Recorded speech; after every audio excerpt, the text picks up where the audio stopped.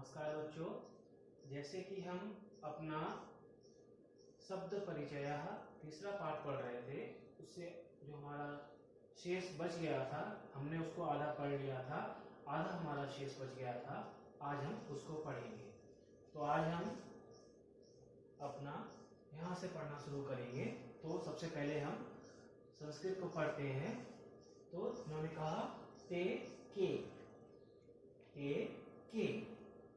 ते बसयाने स्तः, ते बसयाने स्तः, ते बसयाने कुत्र गच्छतः, ते रेलस्थानकं गच्छतः, ते रेलस्थानकं गच्छतः। फिर से एक बार सुन लो। ते बसयाने स्तः, ते बसयाने कुत्र गच्छतः, ते रेलस्थानकं गच्छतः। तो अभी हमने ऊपर तत् का प्रयोग किया था। तत् मतलब वह। तो जैसे हमने एतत् का एते द्विवचन का प्रयोग किया था, उसी प्रकार से तत् एक वचन, तो तत् का द्विवचन क्या होगा? ते। तो तत् और आगे द्विवचन में ते, बहुवचन में तानि। तो यहाँ पर क्या होगा? ते का मतलब क्या हुआ बच्चों? वे दोनों। ते मतलब जो दिखाई दे रहे हैं, ते मतलब वे दोनों।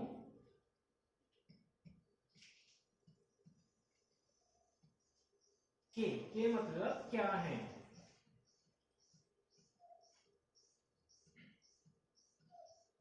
ते के वे दोनों क्या हैं? तो इन्होंने आगे उसका उत्तर दिया, ते बसयाने स्तः। ते मतलब वे दोनों क्या दिखाई दे रहे हैं? बसयान। तो बसयानम जो हमारा शब्द है, एक वचन में बसयानम, एक बस को हम क्या कहेंगे? बसयानम। तो द्विवचन में क्या हो जाएगा? बसयाने। जैसे अंगुलीयके, दो अंगूठियां, ऐसे ही बसयानम एक वचन, बसयाने द्विवचन। तो ते मतलब वे दोनों, बसयाने बसे स्तः। स्तः का प्रयोग हमने ऊपर भी पढ़ा था, पहले भी पढ़ा था। स्तः मतलब हैं, ये भी क्या है? द्विवचन का प्रयोग है। तो ते बसयाने वे दो बसे हैं, या फिर वे दोनों बसयान हैं। बसयान मतलब बस। आगे उन्होंने पूछा, ते बसयाने कुत्र गच्छतः। तो ते मतलब वे दोनों, बसयाने तो दोनों बसयान हैं, दोनों बसे हैं, वे कुत्र। तो बच्चों यहाँ पर यह भी एक नया शब्द है। कुत्र मतलब कहाँ। हमने ऊपर पढ़ा था अत्र, अत्र मतलब यहाँ, तो कुत्र मतलब कहाँ। तो ते बसयाने वे दोनों बसे, कुत्र मतलब कहाँ, गच्छतः, गच्छतः मतलब जा रही हैं, जा रही हैं। तो गच्छतः भी द्विवचन का है, एक वचन में गच्छति, द्विवचन में गच्छतः, बहुवचन में गच्छन्ति। तो ते बसयाने वे दोनों बसे, कुत्र मतलब कहाँ, गच्छतः जा रही हैं। वे दोनों बसे कहाँ जा रही हैं? तो आप बच्चे देख रहे हो, वो दोनों बसे कहीं जाती हुई दिखाई दे रही हैं। तो कहाँ जा रही है? ते का मतलब वे दोनों। अब आपको इनका प्रयोग कभी भी नहीं भूलना है। ते मतलब वे दोनों, ते मतलब वे दोनों रेल स्थानकम। रेल स्थानकम मतलब रेलवे स्टेशन, रेल स्थानकम मतलब रेलवे स्टेशन। गच्छतः, गच्छतः का प्रयोग पहले भी हुआ है। गच्छतः मतलब जा रही हैं। तो वे दोनों बसें कहाँ जा रही हैं? रेलवे स्टेशन जा रही हैं। तो आपको समझ में आ गया होगा। ते के वे दोनों क्या हैं? ते बसयाने स्तः, वे दोनों बसयान हैं, वे दोनों बसे हैं। ते बसयाने कुत्र गच्छतः, वे दोनों बसे कहाँ जा रही हैं? ते रेल स्थानकम, वे दोनों रेलवे स्टेशन गच्छतः जा रही हैं। आगे बढ़ते हैं। अब हमने एक वचन द्विवचन का प्रयोग पढ़ लिया। आगे अब हम बहुवचन का प्रयोग कैसे होगा। तो एतत् मतलब यह, एते मतलब ये दोनों, एतानी, एतानी उसका बहुवचन, एतानी ये सब, एतानी का मतलब क्या हुआ, ये सब,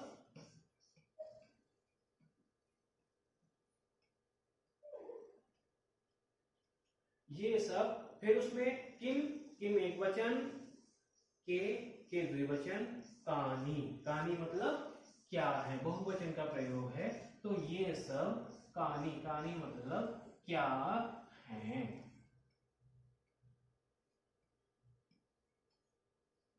तो ये क्या है। तो फिर उन्होंने बोला एतानी करवस्त्राणि सन्ति। एतानी का प्रयोग हमने पहले पढ़ा, एतानी मतलब ये सब, करवस्त्राणि, अब ये करवस्त्राणि भी क्या है, बहुवचन का प्रयोग है। जैसे अभी आपने क्या पढ़ा, पहले हमने पढ़ा भित्तिकम, भित्तिकम एक वचन का प्रयोग था। फिर हमने आगे पढ़ा कि अंगुलीयके, जो कि द्विवचन का प्रयोग था।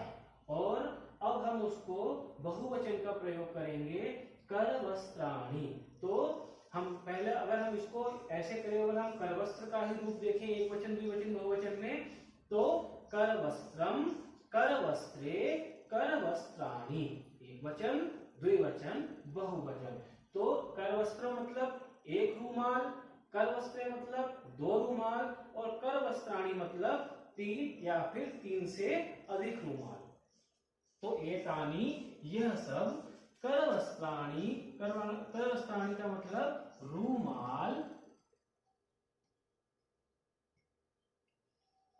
जिसे मुंह पोंछते हैं वो, संति। अब हमने सबसे पहले अस्ति का प्रयोग एक वचन के लिए, स्तः द्विवचन के लिए, संति बहुवचन के लिए प्रयोग किया था।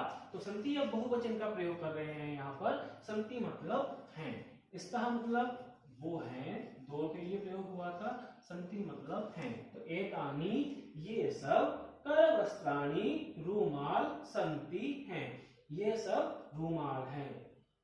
आगे उन्होंने कहा किम एतानी पुराणानि। किम मतलब क्या, किम का प्रयोग आप लोग बहुत बार कर चुके हैं। किम का मतलब क्या हुआ, क्या, एतानी ये सब, पुराणानि, पुराणानि मतलब पुराने।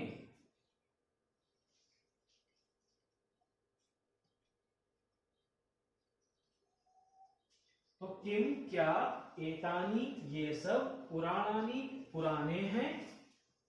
ये उन्होंने प्रश्न किया है वहां पर कि क्या जो ये रुमाल हमें दिखाई दे रहे हैं, एतानी पुराणानि, ये क्या पुराने हैं। तो उन्होंने कहा ना, नहीं, एतानी, एतानी मतलब ये सब, तू मतलब तो यह सब तो, नूतनानि, नूतनानि मतलब नए हैं। तो ये सब क्या है, पुराने नहीं हैं। ये जो हमें रुमाल दिखाई दे रहे हैं ये सभी क्या हैं, नए हैं, ये नए रुमाल हैं। तो बच्चों हमें नपुंसक लिंग बहुवचन में कैसे प्रयोग करना है, कैसे हमारे उनका परिवर्तन रूपों में परिवर्तन होता है, यह आपने इसके माध्यम से समझा। अब आगे जब एतत् का एतानी बना तो हमने एक वचन के लिए तत् का प्रयोग किया था और द्विवचन के लिए ते का प्रयोग किया था। तो बहुवचन में क्या बन जाएगा, जैसे एतानी बना ऐसे ही यहाँ पर तानी। तो एतत्, एते, एतानी, ऐसे तत्, ते, तानी, किम, के, कानी, करवस्त्रम, करवस्त्रे, करवस्त्राणि।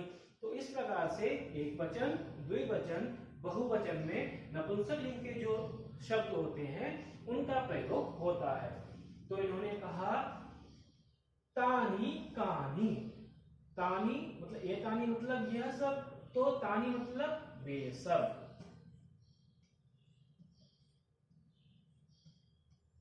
वे सब कानी, कानी का मतलब हमने पहले ही पढ़ा है क्या है।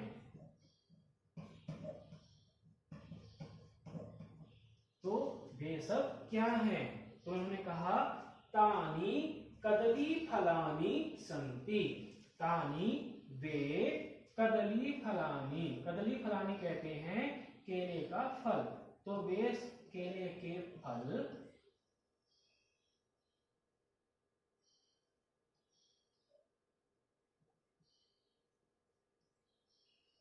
केले के फल का प्रयोग करें या फिर वे सब केले संति। संति मतलब हैं।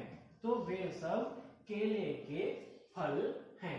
तो कदली फलम एक वचन, कदली फले द्विवचन और कदली फलानि बहुवचन। तो कदली फलम एक केला, कदली फले दो और कदली फलानि तीन या तीन से ज्यादा जब केलों के लिए हम प्रयोग करेंगे तो वहां पर क्या होगा, कदली फलानि का प्रयोग होगा। तो तानि कानि वे क्या हैं, तानि कदली फलानि संति। संति मतलब हैं और तानि मतलब वे सब, कदली फलानि केले के फल, संति हैं वे सभी क्या हैं, केले के फल हैं। किम तानि मधुराणि। तो यहाँ पर आप लोग अपने आप ही देखो कि जो नए शब्द आ रहे हैं उनके मतलब मैं बता रहा हूं, बाकी जो पुराने शब्द है उनको आप अपने आप से याद करो। किम, किम का हम कई बार पढ़ चुके हैं। क्या, किम का मतलब क्या हुआ, क्या। तो क्या, तानी, तानी मतलब वे सब। तो क्या वे सब मधुराणी। यहां पर एक नया शब्द आया है मधुराणी। मधुराणी मतलब मीठे, मधुराणी मतलब मीठे। तो ये भी क्या है, बहुवचन का प्रयोग है। तो मधुरम, मधुरे, मधुराणी। तो किम तानी मधुराणी, क्या वे जो सभी केले के फल दिखाई दे रहे हैं सारे के सारे मीठे हैं। तो उन्होंने कहा आम। ना मतलब नहीं और आम मतलब हाँ, आम मतलब हाँ। तो बच्चों संस्कृत में हाँ के लिए क्या प्रयोग करते हैं, आम। हाँ तानी वे सब, मधुराणी मीठे, पोषकाणी और हमारे लिए पोषक, हमारे शरीर को अच्छा करने के लिए, हमारे शरीर को स्वास्थ्यवर्धक के रूप में प्रयोग करने के लिए च का मतलब है और। तो वे जो फल दिखाई दे रहे हैं वे तानी, वे मधुराणी, मधुर तो है ही और क्या है, पोषक भी हैं, हमें हमारे शरीर को फायदा पहुंचाने वाले भी हैं। इस प्रकार से हमने इनका पूर्व का नपुंसक लिंग के जितने भी शब्द होते हैं उनका प्रयोग इसी प्रकार से करना है। एक वचन में जैसे कदली फलम, कदली फले, कदली फलानी। द्विवचन इसमें मधुरम का मधुरम, मधुरे, मधुराणी। ऐसे ही पोषकम, पोषके, पोषकाणी।